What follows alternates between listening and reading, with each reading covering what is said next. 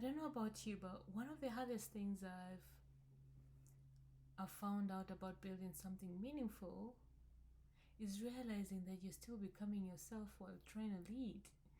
Because it's definitely something new. I thought people who started organizations, communities, or movements felt completely confident first. But that was not my experience. I was still healing. I was still growing. I was still figuring out myself.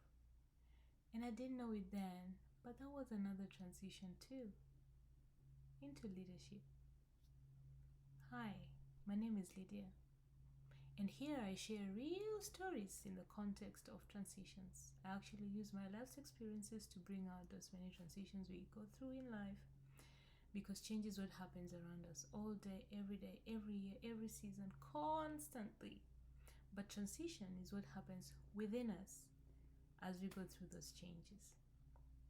And many of us are trying to build meaningful lives while simultaneously navigating internal change. So, this space is for those of us, people who want to move through life intentionally, people who want to understand themselves, grow with awareness, and build lives that feel aligned internally, not just impressive externally.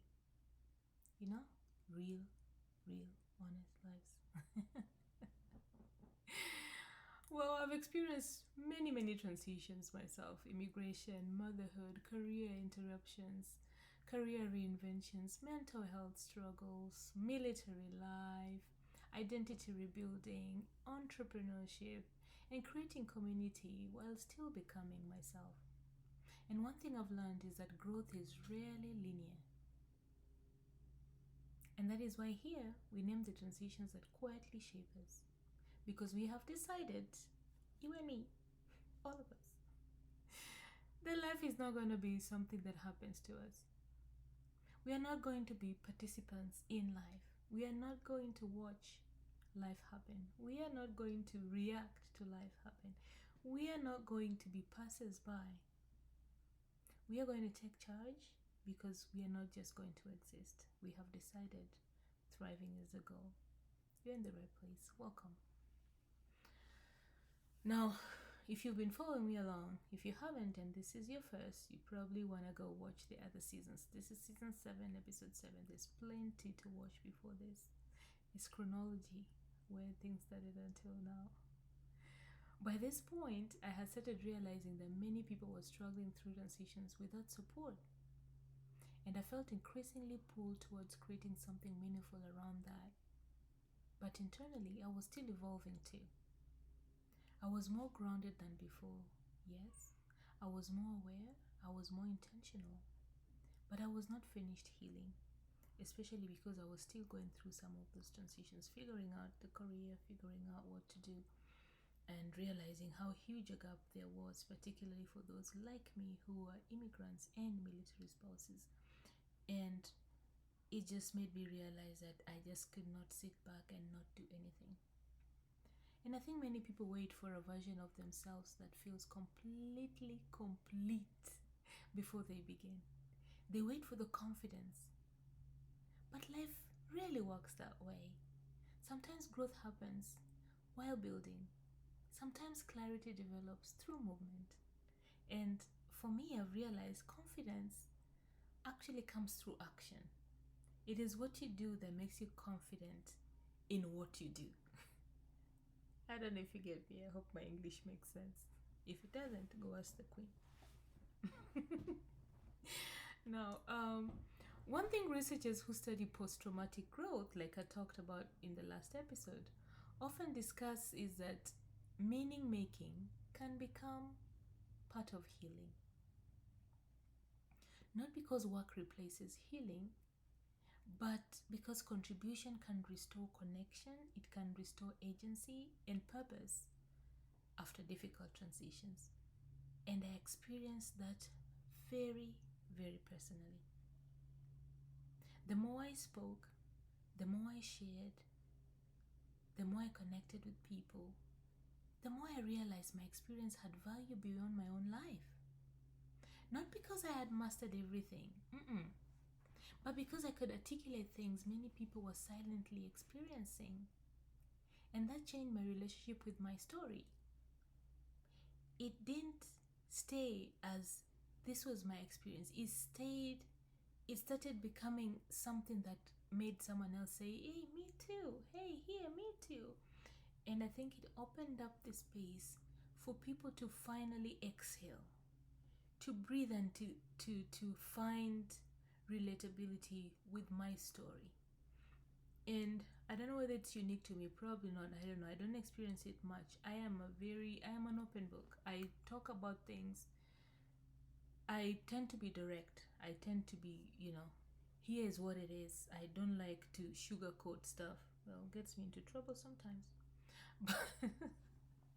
But I like to just say it as it is because I feel a sense of responsibility to be honest with someone else and not give them a version of really what is that is not true, or that is dumbed down or is minimized.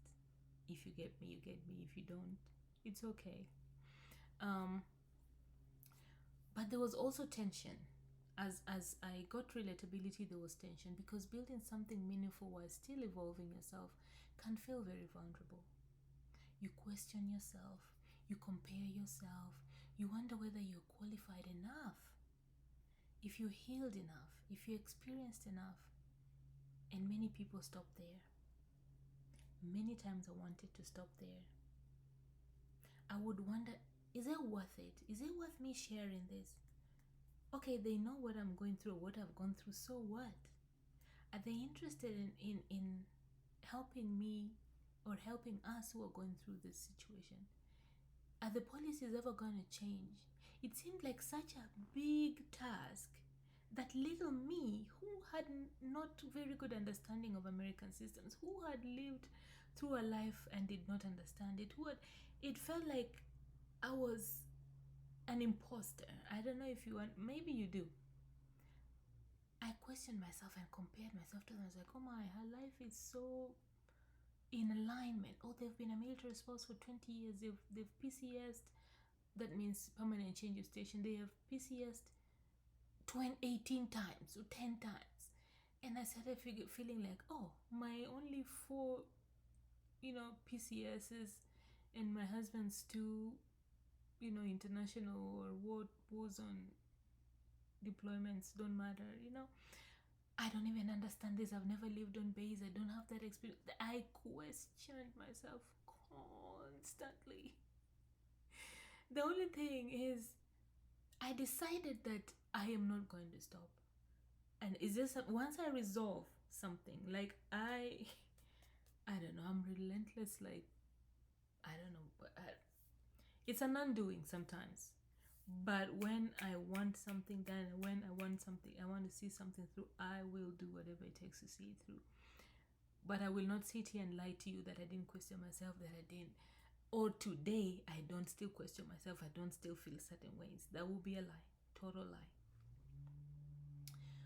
But there's one thing I understood also, and I began understanding very well, is that leadership is not perfection.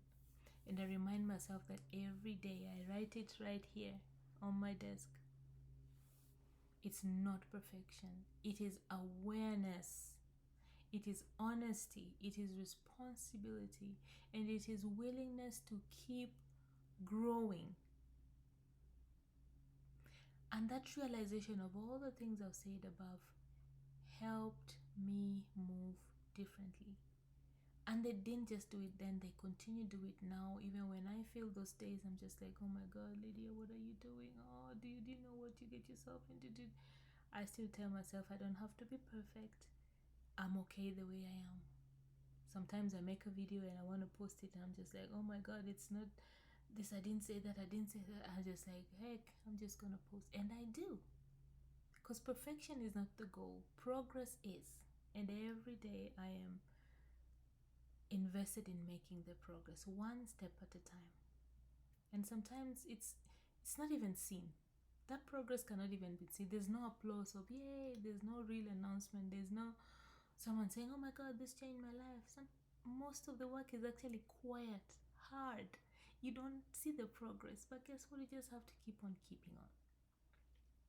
I realized I was also transitioning again internally. I was getting into a role.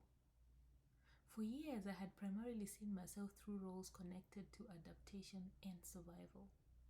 But now I was beginning to see myself as someone who could create, someone who could contribute intentionally, and identify transitions like that are powerful. I keep saying this: awareness gives you, there's a power that comes with it. I know this, and so because I know, I want to figure it out, and because I know, I want to know more, because I know I'm going to make this decision. Oh my God, I couldn't. Intentionality and identifying and giving yourself language, there's power. There's a lot of power in that. When you're not sure, it's a whole different story. One thing grounded transition continues teaching me is that we do not have to wait until everything feels resolved before moving intentionally. We can ground ourselves while moving. We can build while learning. We can evolve while contributing. And that perspective really changes how people approach transition entirely. I think many thoughtful people struggle with this quietly. They want certainty before movement. They want complete confidence before visibility. They want guarantees before starting. But often, movement itself creates the growth we are waiting for. Did you hear me? Movement itself creates the growth you are waiting for. I cannot tell you how much I have grown since I just decided, okay, today is the day I am going to share this part of my experience. Today is the day I'm going to talk about. Today, the day I just decided, this is the day I'm going to register the Foreign War Military Spouse Network as a non-profit organization. The growing and the realizing, oh my God, now it's an organization. Wow, I have to do something about it. The growth comes from that movement. When you're silent and you're sitting down, you cannot grow. I want to reiterate, you do not need to become a finished person before building a meaningful life. If you didn't hear me, I'll repeat. You do not need to become a finished person before building a meaningful life. Because as you build a meaningful life, as you take steps every day to be intentional about it, you are growing. And to be honest, I don't think there's any time someone could ever become finished. Because life evolves a lot. We evolve. Our experiences evolve as age itself evolves as I don't know. There's never ever going to be a finished version of you. And looking back, this season of making the decision to start moving while I was uncertain, it changed me profoundly. Because for the first time, my experiences were no longer only something I survived. They were becoming something I could use to help others navigate life more intentionally too. I began working towards, okay, how can I use this experience to shape conversations? How can I use this experience to shape policy making? How can I use this experience to raise awareness? How can I use this experience to create relatability for others and to open up the space for them? How can I use this experience to create something meaningful going forward that might, last well beyond me? Because that's the intention here. And eventually, that growth would lead to another major identity transition, one I never imagined for themselves. One I never imagined for myself. Becoming a founder and a leader. I've talked about just, that decision to just, okay, I'm going to register this organization. And then I'm immersing myself in the life of a founder. And being seen as a leader in the space. That was completely new. My dear people, sometimes healing does not happen separately from life. Sometimes healing happens while we are courageously participating in life.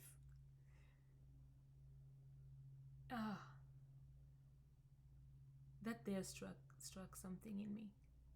Sometimes healing happens while we are courageously participating in life. It doesn't happen here and life there. Life doesn't stop so that you can heal. It doesn't. Let us learn to heal as we continue in life.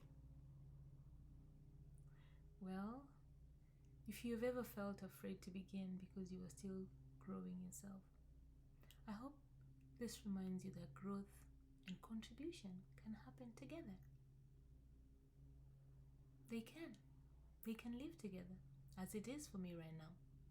And if you're navigating a transition now, a change, something that you just, exploring, something you don't know how to navigate, I have the grounded transition checklist below.